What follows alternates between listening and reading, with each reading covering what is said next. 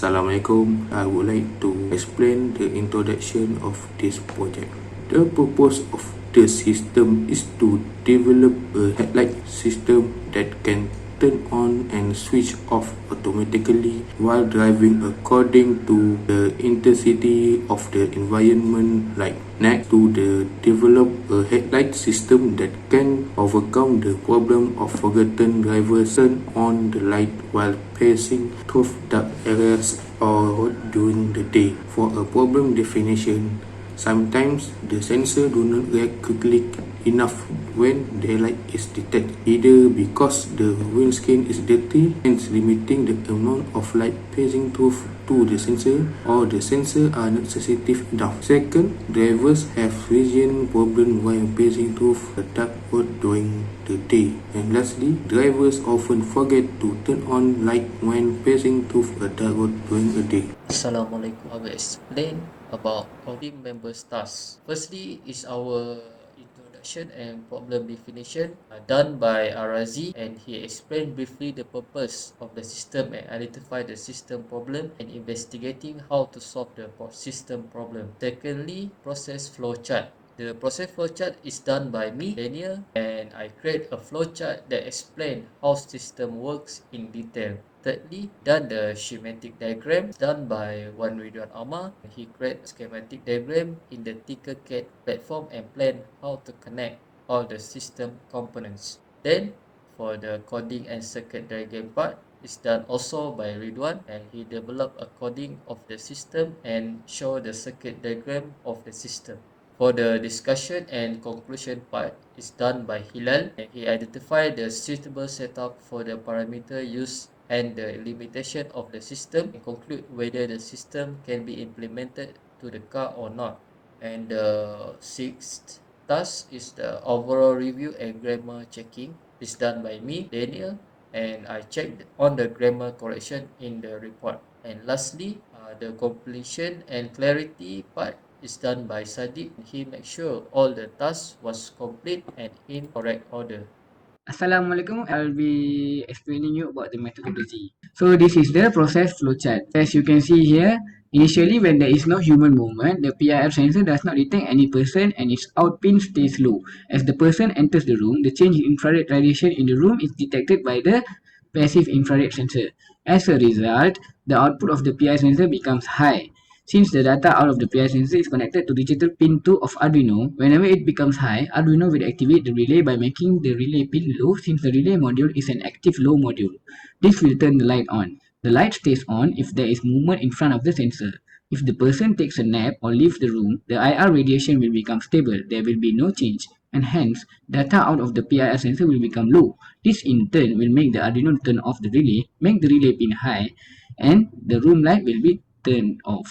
So as you can see, here's the flowchart here. So this is the schematic diagram. So the components used in the here is the Arduino Uno as microcontroller, a PIR sensor, a LDR sensor, a SPDT relay module, relay board, light bulb, 10 kilo ohm resistor, connecting wires, breadboard, and power supply. So how the the circuit works is, first we have to ground the PI sensor, and one of the legs of the LDR sensor with 10 kilo ohm resistor is connected to terminal number 5 of SPDT relay. So everything we need to connect to the ground Arduino board. So terminal number 8 of SPDT relay is connected to digital port number 8 on the Arduino. And then the signal from the PIR sensor, the first leg, is connected to the digital port of number 2, and then the LDR leg have to connect to the analog port AO. The terminal 6 of SPDT relay is connected to the bulb. Terminal 12 connected to terminal positive DC power supply, and lastly the terminal of negative power supply is connected to the another leg of the bulb. Okay, I am going to present the result. Code starts with initializing LDR sensor value, PIR sensor value, relay output value, 2 zeros. For setup function, first analog port A0 read the LDR sensor value. Second digital port number 2 read PIR sensor value. Third digital port number 8 write relay output value from terminal number 8 of SPDT relay. For loop function, the values that has been set up a layer is assigned accordingly. The red box with nested if loop is used to light up the bulb, and the green box with default code is when the light will not light up. So this is the animated circuit diagram. To power up the system, we use DC power supply with a maximum of 5 volt and 3 ampere of current. To indicate the connection of ground wiring and negative terminal, the black wires are used, and the connection of positive terminal to supply the power, the red wires are used. Yellow wire indicates input reading of PIR sensor value into digital port number 2. The green wire that is connected from one of the LDR sensor leads to analog port A0 indicates the digital input from LDR sensor. For the first case, with no presence of light detected by LDR sensor, the bulb lights up as long as motion is detected by PIR sensor in the designated area of detection. This means there is a current flow of 104 mA in the circuit due to relay has been activated to high signal. For second case, with presence of light detected by LDR sensor, the bulb will never light up even with motion or no motion at all by PIR sensor. This means there is no current flow through the circuit due to relay has been activated to low signal. Assalamualaikum. I will explain about discussion of this assignment. So the first is the table setup for the parameter used. So the parameter we use is current light, motion detection, and relay. So this is a command that we use for each parameter. So the setup that we use is for input and output we use this command, pinmod command, and the first setup is to read the LDR sensor value, and then the second is to read the PIR motion value. So last for output, and the LDR sensor is using value 600 of binary, and for PIR sensor is high or low.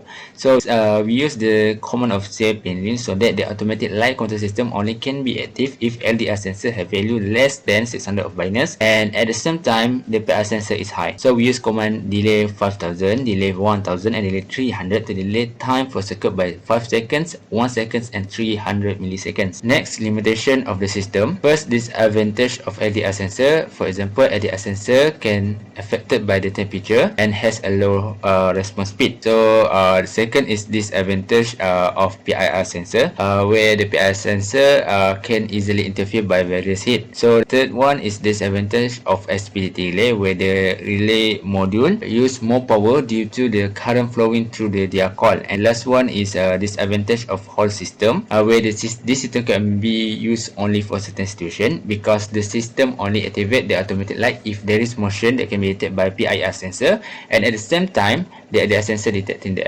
absence of light. Next, this system is suitable to be fit in the new production cars because of the presence of PIR sensor.